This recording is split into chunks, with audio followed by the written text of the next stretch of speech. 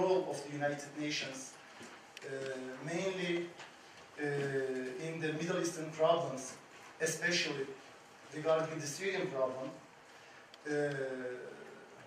One of our distinguished academicians wrote an analysis for SETA regarding these discussions and about regarding the reformation, the need for reform of the United Nations. And today we will discuss this text with three distinguished speakers. Our first speaker is the author of the SETA analysis, Professor Dr. Berdal Aral, a professor of international law from Fatih University based in Istanbul. Our second speaker is Dr. Mevlüt Çavuşoğlu, Vice Chairman of AK Party responsible for external relations, and he was the only and the first and the only president of the European Parliament from Turkey. He served for 2 years, I think, right? For a term of 2 years. And our third speaker is Mr. Kemal Malhotra, UN resident coordinator based in Ankara, and also at the same time resident representative of UNDP in Turkey. Please, I invite all speakers to have their seats here. As you wish. And I don't know, do you want to speak there or? No, I mean, do you want to use the chair? I can use it if you like. It's up to you. Okay. We don't have too much time, that's why I will give the floor to President Aral for his presentation. Critiquing many of the aspects of United Nations. Since, I mean, our time is, I guess, quite limited. Is it 20 minutes, 25 minutes? 20 minutes. So I have that much time. I have to directly focus on my own arguments in my report. First, I suggest that the United Nations is vital for international peace and security. I mean, we don't have any alternatives. So we have to learn to cope with the United Nations. It's very significant. It's significant for establishing international peace and security in the world. It's significant for economic prosperity. It's significant for disarmament, as well as promoting human rights worldwide and fighting against racism, coping with environmental problems, and dealing with so many issues that are vital for peace, prosperity, and justice in the world. So I don't deny that it takes very significant. In my report, I mentioned about the main tasks of the individual organs of the United Nations, but I think it's not necessary here. Since we have only 20 minutes, I have no time to focus on the main competence of each of the organs of the United Nations. But let me just focus on some of the major problems with the United Nations.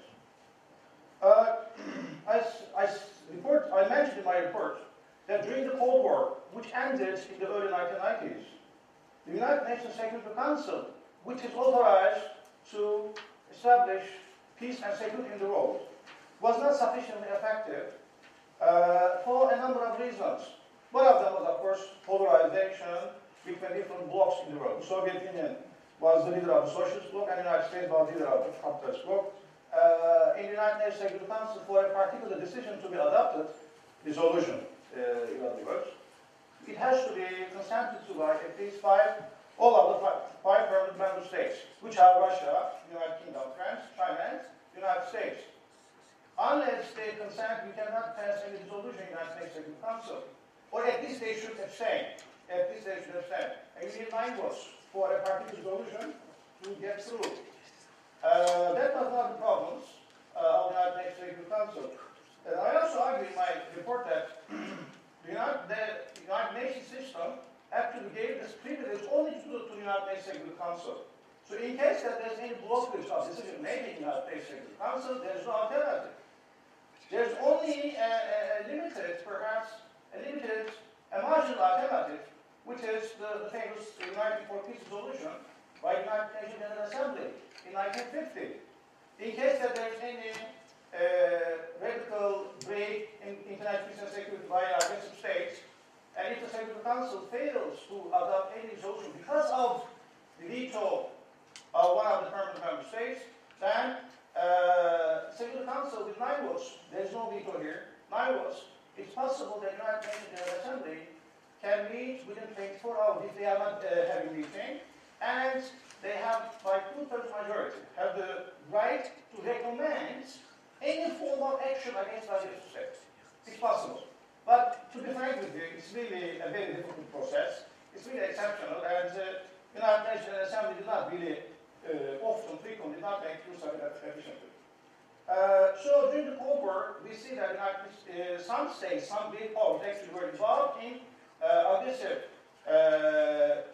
behavior. For instance, the United States, as one of the 5 permanent member states, was engaged in the invasion of certain states.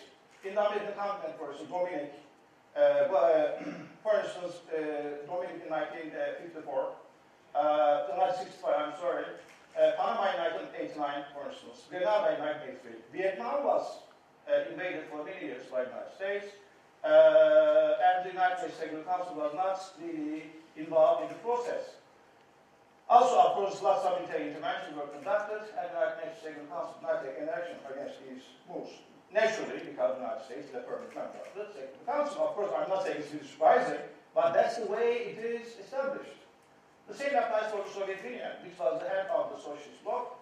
When the Soviets bloc states, when they actually went outside of the freedom of movements allowed by the communist bloc, they could easily be invited by the Soviet Union, and the soldiers of the Warsaw Pact members. For instance, in 1956, Hungary was invaded by the Soviet troops. 1968, Czechoslovakia was invaded by the Soviet Union. Afghanistan, 1979, was again invaded by the Soviet troops, but the United Nations Security Council was, of course, helpless. Israeli aggression against its neighbors is well known, of course. Palestinian territories were actually occupied by the Israelis as a result of a number of wars. Plus, some of the Arab states neighboring Israel were actually invaded. It's part of the territory were invaded by the Israeli forces in 1967 war, for instance, which resulted with Syria, Jordan, and Egypt losing some fundamental territories. So in this process, the United Nations Security Council was not actually very effective. There are some exceptions like the Korean War, but again, Korean War was not conducted. Well, not actually authorized by the Security Council, but by the United Nations General Assembly, United for Peace resolution, which I just mentioned. So what I'm saying is that the United Nations Security Council was not effective. After the Cold War, it became more effective. Why? Because the Cold War ended. Secondly, the blockage in the United Nations Security Council was actually removed as a result of the 5 permanent members becoming friends. So Russia, for instance, became relatively friendly with the Western states as it accepted liberalism as the political system and capitalism as the economic policy. This is really encouraging, and I think we should be happy about that. In theory, yes, I am seeing it as a positive thing because Security Council could be more effective in maintaining international peace and security in the world. However, we have had some problems with the system. First problem, of course, the United States generally, and the British as well in some cases, use this platform in order to advance their national interest and geopolitical expectations. Many of the resolutions adopted after the Cold War, they actually reflect the interests and priorities of the United States and some of its allies like the British, in some cases the French. And the Chinese and the Russians, unlike the Soviet Union during the Cold War, they chose, in most cases, to collaborate in return for some economic gains or political gains. And this is, I think, one of the big problems that we are facing with regard to the United Nations Security Council. The second problem is that the Security Council has no way in which to be controlled. It is almost, it's an omnipotent force, almost like an omnipotent force. I call it Leviathan. It's a Leviathan. It has no limits. The United Nations founding treaty, the United Nations Charter, has put no limitations whatsoever to the extensive powers enjoyed by the United Nations Security Council against a state which, in the view of the Security Council, that endangers international peace and security. The United Nations Security Council can adopt all kinds kinds of resolutions you can imagine. Economic sanctions, political sanctions, diplomatic sanctions, flight ban, as a freeze on the assets, and even eventually, it can authorize use of force. That it can actually authorize war. As in the case of, for instance, Iraq invasion of Kuwait, 1990, August 1990. Iraq invaded an independent state. Of course, it's a violation of international law. It's an armed attack against an independent state. No doubt about that. The problem is, this consistent attitude was not continuous. We didn't see the similar pattern of punitive behavior by the Security Council against this state. In other cases, there are so many examples, like for instance, Israeli aggression against the Palestinians and against Lebanon, for instance. In 2006, Lebanon was invaded, and thousands of people were killed as a result of this aggression. Gaza was invaded again by the Israelis in 2008, 2009, December 2008, it began in December, and it ended in January 2009. Ethiopia invaded Somalia in 2006. Security Council remained silent in all of these cases. Iraq was invaded by the United States. The Security Council, of course, was silent. So was the case of Afghanistan being invaded by the United States, by the British, and then some of the allies, other allies. In such cases, the United States Security Council did not actually show any interest in the problem. Not only that, after the invasion of Afghanistan and Iraq, the Security Council passed a series of resolutions which sought to normalize the occupation. It actually called on the states to cooperate with the so-called authority. The authority was, of course, invading forces.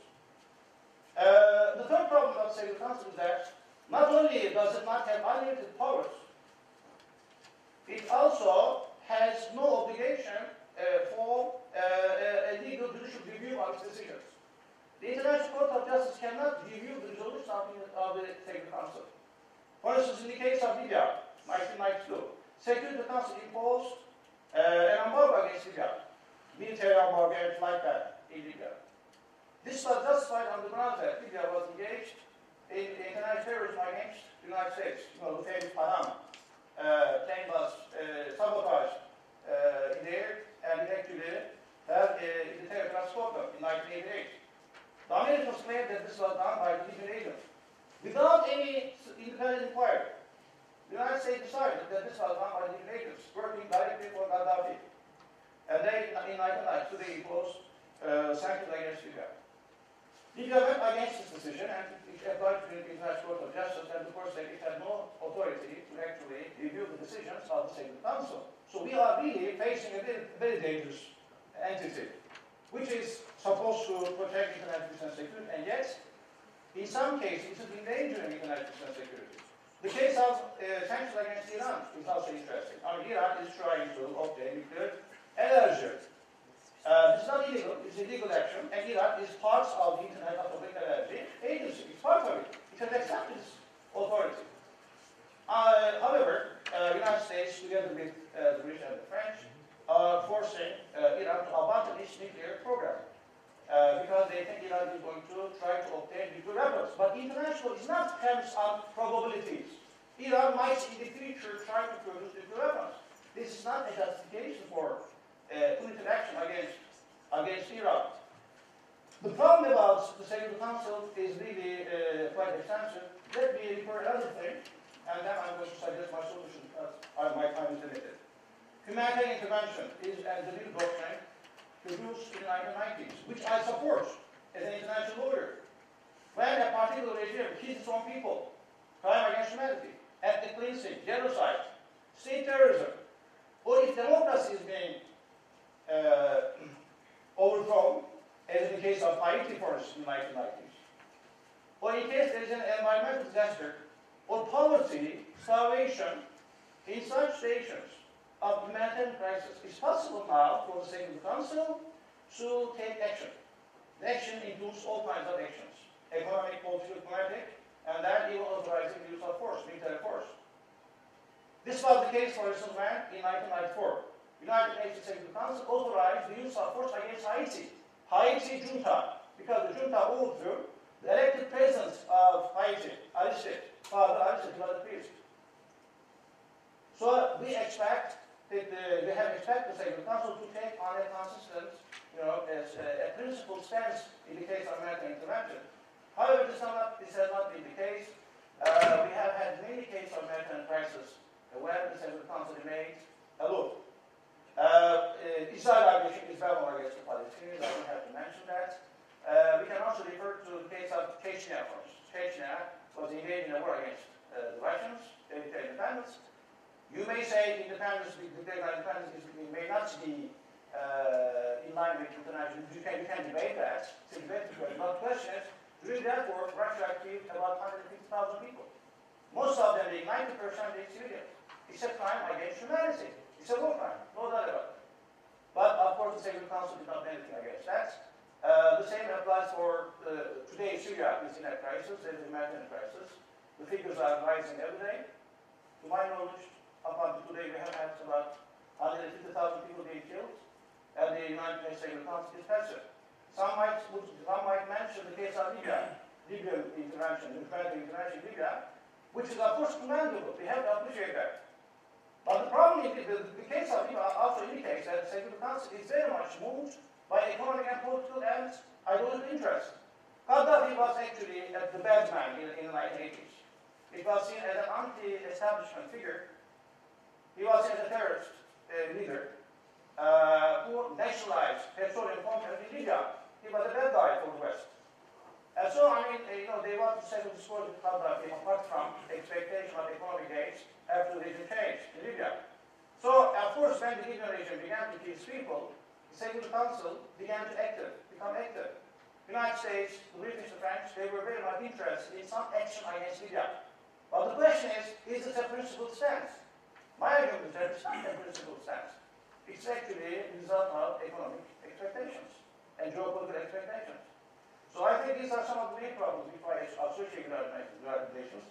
In the field of economic and social policies, one problem is that the United Nations is not authorized, does not have any binding authority in the field of economic and social progress. I mean, Security Council has binding authority only in the context of international peace and security. But economic and social issues do not take really a priority in the United States. Of course, there are lots of economic and social programs. Kemal Bey would tell better than myself. But I think this does not seem to have priority when you compare it with the binding authority, with the commitment of the United Nations to question international peace and security. I have some suggestions for the United Nations General Assembly as well. Of course, one of the, I think, the changes needed is the trusteeship council. There's a council called Trusteeship Council, This council is redundant. It has no mission today because it was supposed to prepare colonized territories for future independence, and they are not independent. So I mean, I think the Trusteeship Council should be assigned with some new tasks. I have some suggestions. Here are my suggestions, and then I will come to my speech. I think I'm approaching to my limits. How many minutes do I have? 4 minutes. 4 minutes. That's all I get. 4 minutes. Yes. So my suggestions are the following. First, the United Nations Security Council needs to be reformed, as everyone is saying, and I'm saying that as well. I think the permanent membership should be eliminated completely. Of course, it may not be possible, as you would imagine. If that's the case, at least we could include the membership in the United Nations Security Council, with some members being permanent members with accompanying right of veto. Japan, Germany could be members, yes, fine. Brazil could be member, yes, but I strongly urge that there has to be a member of the Islamic world as well. I think it has to be elected, the state should be elected on the basis of rotating membership by the Islamic Cooperation Organization. And it has to be bound by the principles and objectives mentioned by the Islamic Cooperation Organization. I'm very insistent on that question. Another thing is that the Security Council decisions should be subject to judicial review. It has to be subject to judicial review. That's also important, in my opinion. And thirdly, I suggest that the Security Council resolutions, when they involve sanctions or use of force, meaning effective resolutions of the Security Council, they have to, these resolutions must be approved by a two-thirds majority by the United Nations General Assembly. It's also, I think, fundamental for ensuring that the Security Council decisions, resolutions are accepted, legitimate by the solutions which I suggest for the Security Council. With regard to General Assembly, I think its power should be increased. General Assembly should not be seen as a stepchild of the UN system. I feel when the United Nations was established, actually, Western states did not want the United Nations to be very powerful. They want people to be rather marginal and consultative status. They didn't want the Assembly to be very effective. But other members, mostly, they supported the General Assembly's powers, some powers. It has some powers, but I think it's limited. At least in the field of economic and social issues. I suggest that in the field of economic and social issues, together with the Economic and Social Council, this body should have, in some areas of economic and social problems, should have some binding authority, in my opinion. And also, as I said before, General Assembly should be able to approve or reject the approval of Security Council military or economic actions, interactions, or economic, political, or diplomatic sanctions against certain states. If that's the case, I think the decision of the Council will be more acceptable to international society.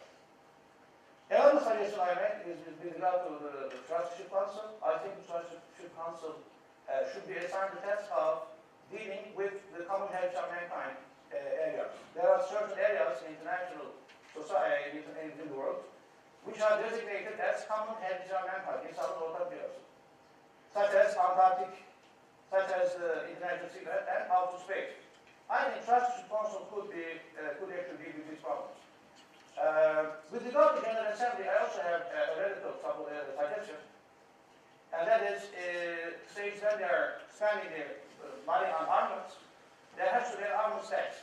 There has to be an armaments tax, which should be tendered into the coffers of the United Nations General Assembly, so that the General Assembly and generally United Nations can have its independent economic and financial resources, so that they are not dependent on the tax. They are not dependent on the individual member states. They will have their own independent power source, economic power source. These are my suggestions. Of course, there are lots of things in my report, but my time I think is limited. I have come to the end of my speech. Thank you.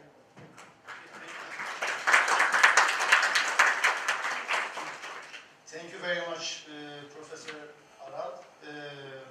From his speech, we can underline several points, the first of which is the United Nations must be restructured, both politically and institutionally.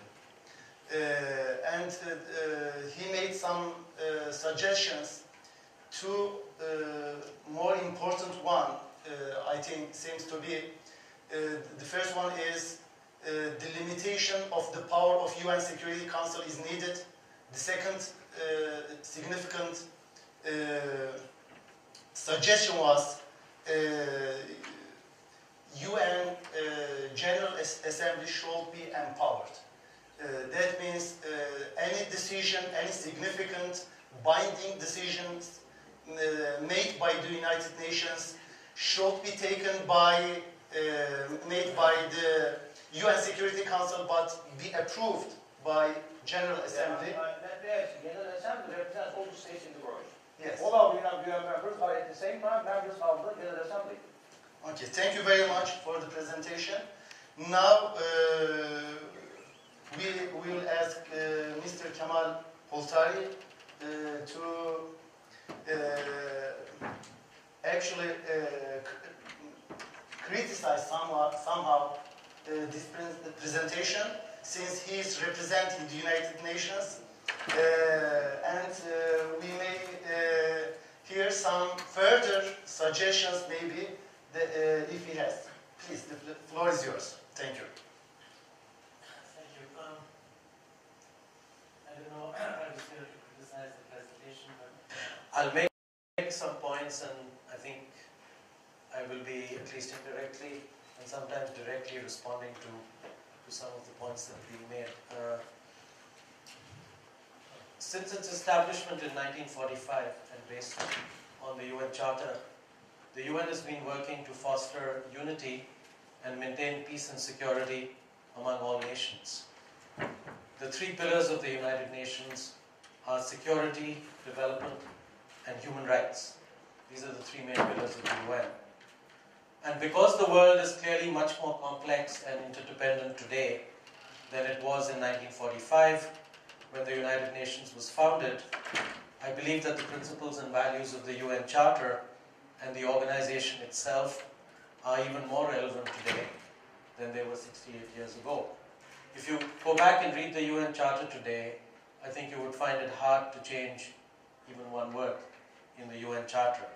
So the relevance of the UN Charter, which was written in 1945, I believe is as relevant today, and it will remain relevant without any change for the future. But the UN Charter represents principles and ideals, okay, which are timeless. And of course, the global challenges of today respect no borders, and no country, rich or poor, weak or powerful, can resolve these challenges in isolation. I think the United States itself has seen that where it's tried to go against the UN's resolutions, there is only a limit to which it can do so alone. And I think the Iraq War in 2003 showed the limits of even the most powerful country in the world going against a United Nations Security Council resolution. And so I would stress there, therefore, that I do not agree, and I think it's too simplistic to view the UN as representing Western interests. I think the reality is much more complex, much more nuanced, and in fact, the reason that so many people and so many countries have hope in the UN is that it is not reflecting just the views of the West. So that's one point I would like to make. Obviously, it has very obvious shortcomings, which have been referred to in the previous presentation, caused by the fact, though, that the UN can only be as effective as its most powerful member states allow it to be. It is essentially a realpolitik institution. Any realpolitik institution can only reflect, at best, the realities of the day. And while it was created on the ashes of the Second World War, I would argue that if the UN did not exist today, it would have to be reinvented. As you yourself have said, that the UN is an indispensable organization. So the issue is not whether the UN should exist, and it, to me, is also far from clear that a UN created in the geopolitical realities of 2013 would be more perfect than the vital but imperfect institution that was created in 1945. Because today's geopolitical realities may mean that you have a different range of countries that should be represented in the UN Security Council, and I do not know anyone who disagrees with that.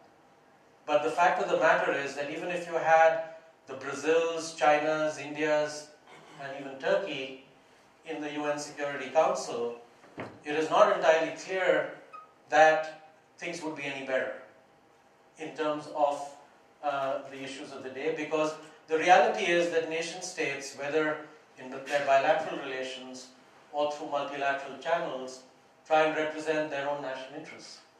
And in the UN Security Council, it's no different in many instances, as you've indicated.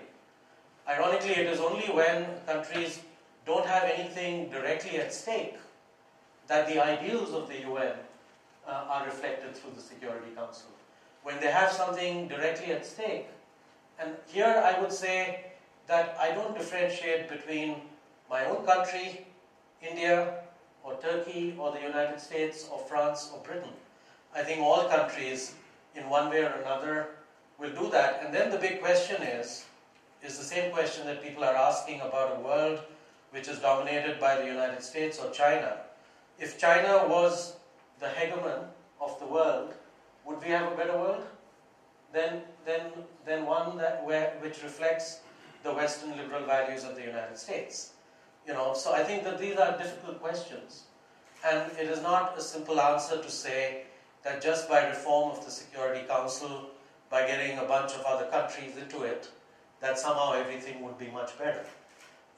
So this is a question that I want to put on the table. I'm not at all disputing for one moment that the UN Security Council clearly needs reform, but I'm also arguing for the need to differentiate between the political and member state-led part of the UN, which is the Security Council and other organs of the UN, and what I would call the staff-led part of the UN, which is the development and humanitarian side. Now, too often, when there's criticism of the UN, there is no attempt at differentiating between the two. And the entire UN is criticized because people want to criticize the Security Council. But the Security Council is a member state-led institution. If Turkey wants to criticize the Security Council, it's a valid criticism, but then Turkey needs to work hard to reform it. Turkey's now made another bid for the UN Security Council, and I would imagine that one of the reasons it wants to be a member of the Security Council is to push its reform proposals in the Security Council. So, but you know, the UN does a lot of other things on the development and humanitarian side, which are sometimes forgotten. I want to stress a few values of the UN which are reflected, of course, in the UN Charter, but which are sometimes forgotten. And this goes back to this whole question of whether the UN reflects universal values or whether it reflects Western values. I'm not from the West. I work for the UN, and I strongly believe that the UN comes closest to reflecting universal values. The Universal Declaration of Human Rights is an expression of that. It is not a Western set of values. You can interpret them in different contexts, in different ways, but I would strongly resist the notion, which in my view is very simplistic, that the UN represents Western values. I would also like to stress some of the UN's major achievements in the 68 years that it's existed. It was set up because there was a Second World War, and it was set up to prevent the recurrence of another major world war. And I would say that despite huge stresses and strains, one of the achievements of the UN is that there hasn't been a Third World War. And I think that this is people sometimes say the UN is a talk shop, but talking helps prevent wars. And I would strongly suggest that that's what diplomacy is all about. The UN has been quite effective at that. Secondly, as was already indicated, the Trusteeship Council has done itself out of a job. Whenever anyone's successful, one clear indicator is if you've done yourself out of a job. If your job is to work against poverty and there's no poverty left, then you're without a job. Similarly, the Trusteeship Council is out of a job because it achieved its purpose, decolonization. I believe that it's one of the major success stories of the UN, which is understated in the documentation of the UN's achievements. Peacekeeping and peace building. Of course, for the public, often the visual identification of the UN is the blue helmets that you see on TV screens around the world. And despite some challenges, there are many, many examples of very successful peacekeeping and peace-building operations. On the development side, the 20th century and now the 21st century have been the 2 centuries where we've made more progress in many development indicators, from maternal mortality rates to life expectancy to a whole range of indicators, to education indicators. And I would argue that without the UN and without all the development programs of the UN over the last 68 years, we would not have achieved this. I will come back a little later to both the Millennium Development Goals since 2000 and now the discussion on a post-2015 agenda, development agenda. But I think, again, a lot of these development successes of the UN have been understated. Similarly, on the humanitarian side, yes, we can argue, and I would be one of the first to argue, that not enough is being done in many areas, but very often the obstacles are essentially on the political side. On the humanitarian side, to the extent that member states are able to support our activities, you have UN staff in the front lines of some of the deadliest conflicts in the world. You have UN staff who've put their lives on the line, including right now in Syria and in other places, and I think that shouldn't be underestimated. But of course, when we focus on the humanitarian side, we are, on the one hand, accepting that there is some political failure, because if there was a politically negotiated solution, for example, to Syria, there would be no need for the humanitarian side. But we have to work on all fronts. On the human rights side, I would argue that the UN has provided the world with norms and conventions in a whole range of areas. Whichever area you look at today, there is a UN convention. There are UN norms and standards that have been universally agreed by and large. These are not Western values. These are not Western standards. And the fact of the matter is, lots of non-Western countries have signed on, have ratified conventions. So, whichever side you look at, I believe the UN has made a huge contribution to the world. There are, of course, huge challenges. There's a clear need for reform, particularly of the Security Council. There have been attempts to reform the Security Council now for at least 15, 20 years. Many proposals have been put. A number of the proposals put by the speaker before are not new. And, I myself have written a book on global governance and reform of the UN. So the fact of the matter is, the real problem with the reform agenda, of course, is a simple one, that the 5 veto countries, the permanent 5, will need to agree to the reforms. And this is where the challenge lies. But I do believe that we are going to have to see some reform in the next few years. Because the world situation today is at a point where it is not sustainable to have the UN Security Council structured the current way. I'm not sure you're going to see that the veto power is suddenly going to disappear, but certainly the proposal to have a broadened Security Council reflecting the world's population better, reflecting the changed geopolitical realities, the rise of China, India, Brazil, the so-called BRICS, and reflecting, different regions of the world will be better reflected in the coming period. I mean, there is no timeline that one can give to this, but I think with each crisis, and I hope we don't have to have a Third World War for that kind of reform, but I do believe that with each crisis, the pressure for that kind of reform is going to be much greater. Now, before I conclude, I just want to say a couple of other things. One is that in line with the UN's endeavors to eradicate poverty, to reduce inequality and make the world a better place for all in the 21st century, we have just agreed a timeline for a global post-2015 development agenda to follow on the Millennium Development Goals, which were agreed as a result of the Millennium Declaration in 2000. Now, this timeline was agreed on September 25th in New York, and it's elaborated in the outcome document of the special event hosted by the President of the General Assembly on September 25th. I can attest to the fact, because I was there, that there is both a strong recognition of the uneven achievements in realizing the Millennium Development Goals by 2015, but also a call for greater acceleration in their achievement. And given the generally positive experience with the Millennium Development Goals, which were the first time in world history that 189 leaders of the world agreed to a common set of goals for the world community, that there is a real commitment on the part of all UN member states to agree on a post-2015 development agenda, which will focus this time on sustainable development, with 3 pillars: an economic pillar, a social pillar, and an environmental pillar. And of course, Turkey is playing an active role on this. Mayor Topbaş, Mayor of Istanbul, was on the Secretary General's high-level panel for the post-2015 agenda. And Mr. Kemal Madinolu, the Undersecretary in the Ministry of Development, is part of the open-ended working group on the Sustainable Development Goals.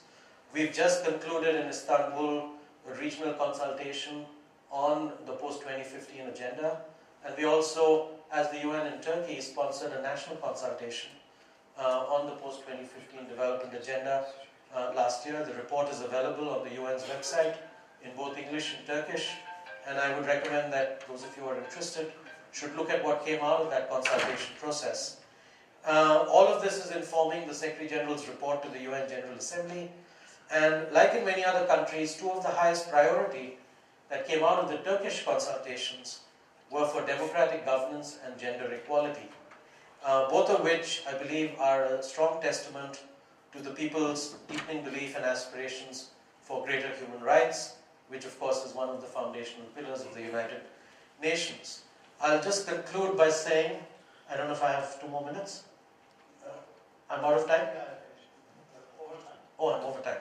Then let me conclude by saying that the UN values its partnership with Turkey a lot, and that we are in the process of forging a new strategic partnership with Turkey, which has many different aspects to it, but it also includes working on a range of issues, including Turkey's own role in the world, its development cooperation program, its desire to make Istanbul a hub for the United Nations, with a number of UN agencies moving there in the next year. And so I look forward to carrying on this dialogue with all of you. Thank you. Sorry for waiting for that. I thank Mr. Kemal Malhotra for his presentation. He mentioned the other side of the coin. That is, he emphasized the UN's contributions, significant contributions to the international politics, mainly in security, development, and human rights fields.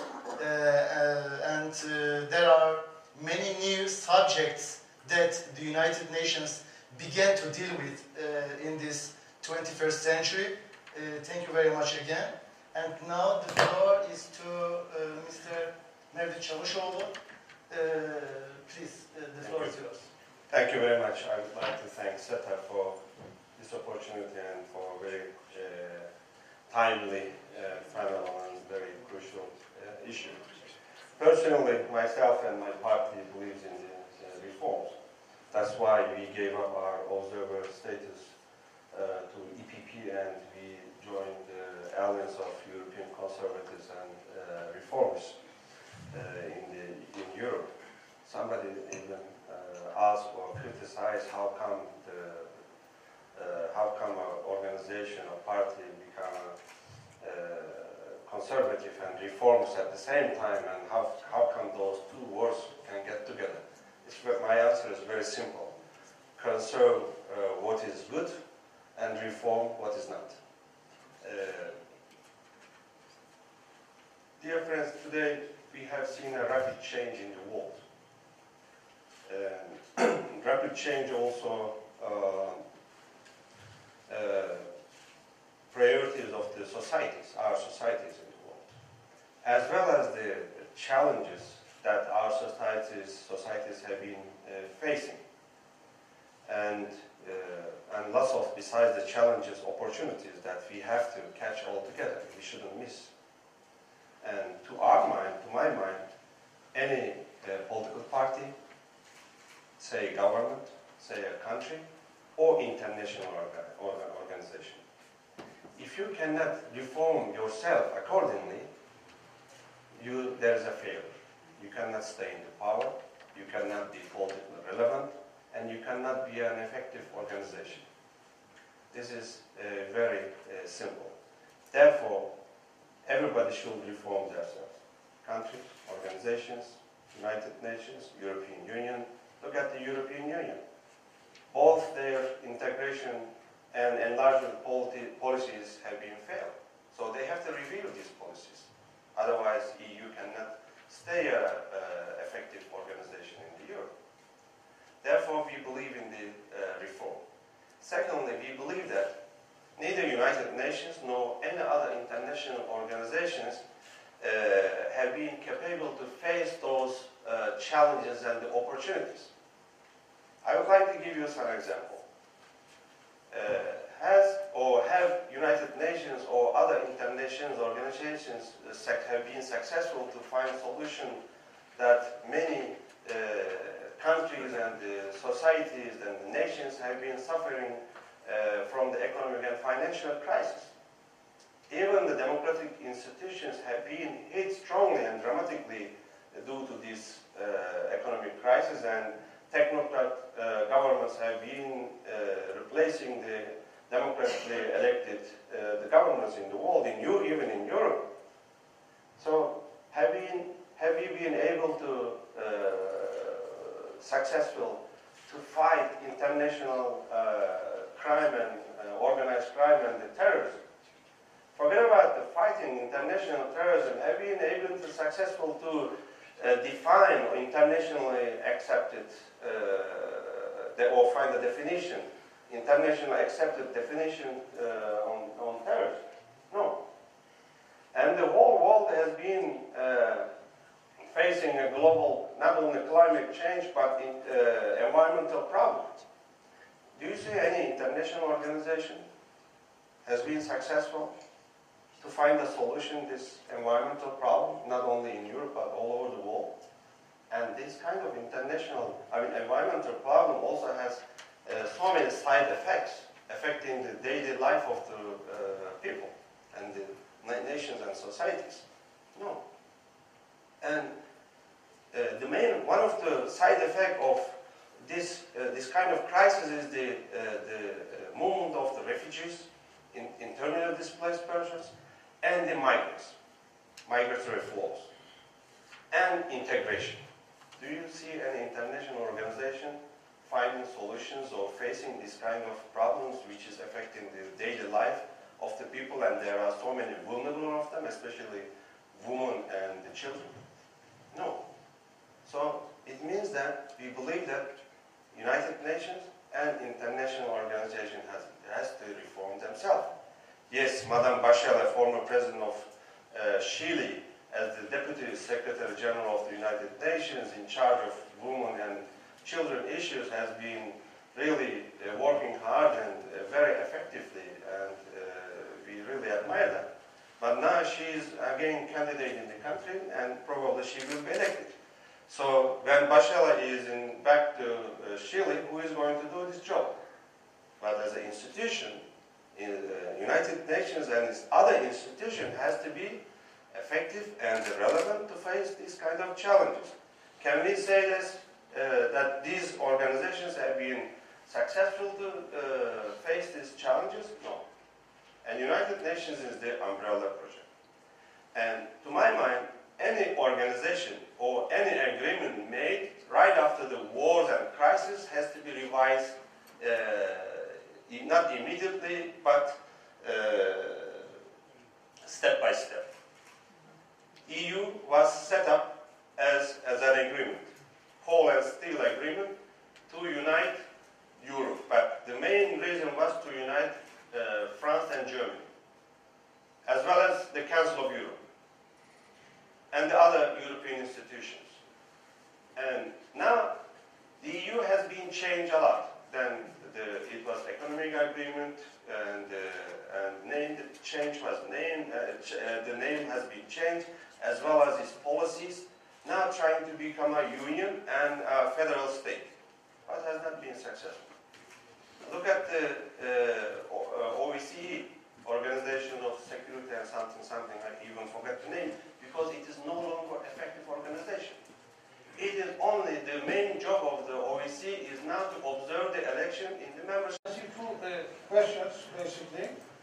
One of them is, what is the true agenda of the emerging powers? It was partly explained, but let me make a few contributions. These emerging powers, first, they want a multicultural international system.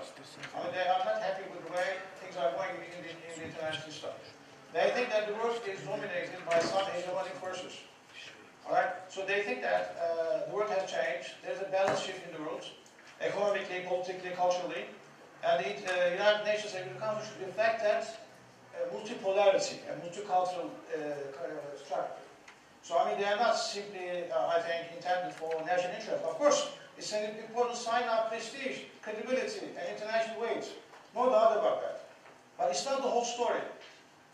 These are, India, for instance, is a very important part of the independent states, non-aligned group of nations. It has always supported the colonization process. It has always supported a new international economic system, a new international information system. The same applies for Brazil today, for instance. They are challenging the hegemonic aspects of the international system. They are supporting the rights of the poor nations. They are trying to improve international economic development law. They are supporting alliance of civilizations. So in this sense, I think if we say that it's simply they also want, like the United States, as Kemabe has argued, that they are only after their own national interest. I think this would be an exaggeration. There's more than to it, I think. With regard to Saudi Arabia case, again, it has been well explained. I think the main target is not the United Nations Security Council. I mean, it's really interesting.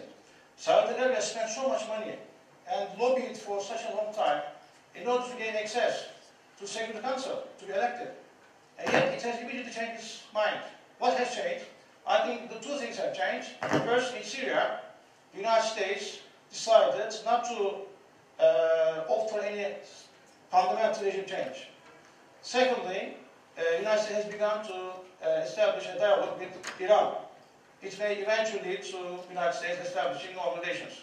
And probably, or possibly, if they have agreed, the sanctions might be eliminated gradually against Iran.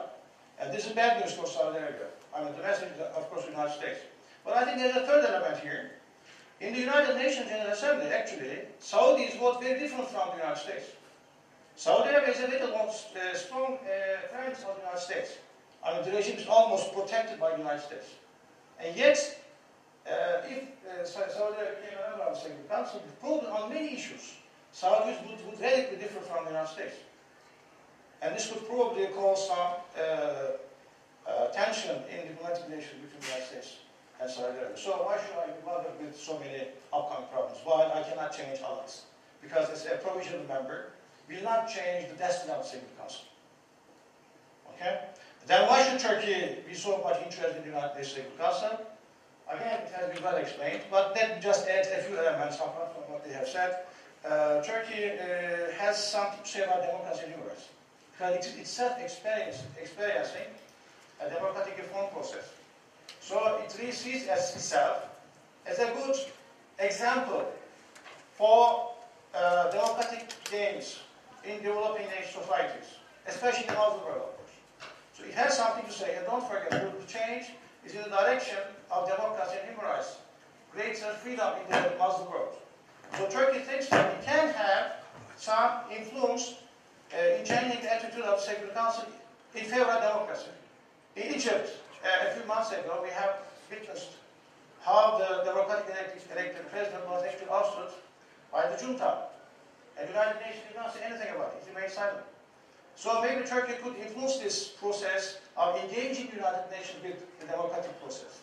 I think it could be a positive asset. Plus, Turkey is not only a Western state, it's also an Eastern state. By Eastern, I mean this reflecting the sensitivity of the developing nations, or non-Western nations. So it has a kind of universal message. It can understand the sensitivity of the Western governments in respect of free market economy, democracy, and human rights. On the other hand, it also understands the priorities of the developing nations, especially in Africa and probably Middle East as well. The aspirations for welfare, justice, a better international system based on a more egalitarian economic and cultural allocation of power. Greater say in the system.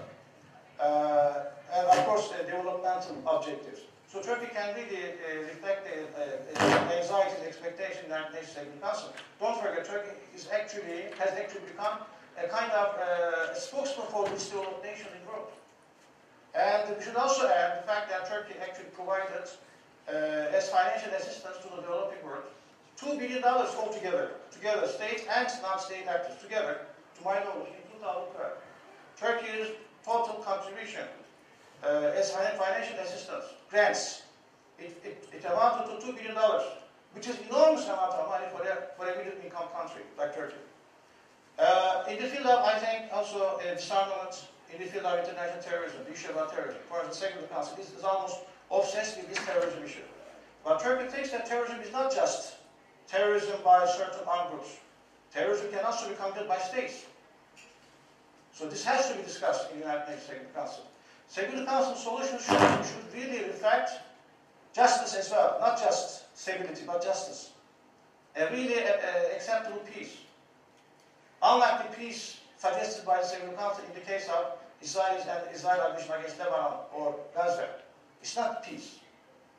So Turkey has a lot to say. And don't forget, Turkey is part of the Alliance of Civilizations. So it could influence the process because it sees itself, and it is seen by many, as a spokesman for those who want a reform in the international system. And, this is not something that we should ignore. I mean, Turkey has a justification. It is a central state. It goes as a central state which has something to say to the whole world. It's not only a regional state. It sees itself as a global actor. And if you want to be a global actor, you have to be part of the challenge and struggle in the United Nations Security Council as well. Any other further question? No? To summarize it, I think there are several points of discussion when the United Nations is the case. The first point of discussion is the uneven or asymmetrical representation of the UN. I think no one can claim that the United Nations is a universal organization in terms of representation, especially at the UN Security Council, which is the most effective organ of the United Nations system. The second point of discussion is the United Nations selective interventions into international crisis. Yes, as Mr. Kemal mentioned, the United Nations sometimes intervenes. That means some claim that they are the successes of the United Nations when it intervenes in some internal or international crisis. But all interventions are selective. That means the permanent members of the United Nations, or especially the Western ones, the United States, to mention the first, is selecting the cases. That means if the national interests of those states are at stake, then the United Nations intervenes. Otherwise, it remains silent. The third point of discussion, I think, is the United Nations representation of morality. I think its morality is not universal, as it's claimed. It is instrumental. That means it includes a pragmatic dimension of it. It's a self-centric or the Western-centric understanding of morality. They do not defend a universal morality in which there is no differentiation between the cases in terms of ethnicity, religion, civilizations, etc. At the end, I thank Professor Berdal Aral for his insightful analysis of the United Nations and for his presentation and also for the answers to the question. Thank you very much, and I thank you all for coming here and listen to this panel. Thank you very much. Have a nice day. And we'll see you all on Wednesday. We have another panel, another setup panel, excuse me, about the constitutional process in Turkey. Excuse me? No, in Turkish. That will be in Turkish. Bu Türkçe olacak inşallah. İngilizce konuşmak zorunda kalmayacağız. Thank you very much.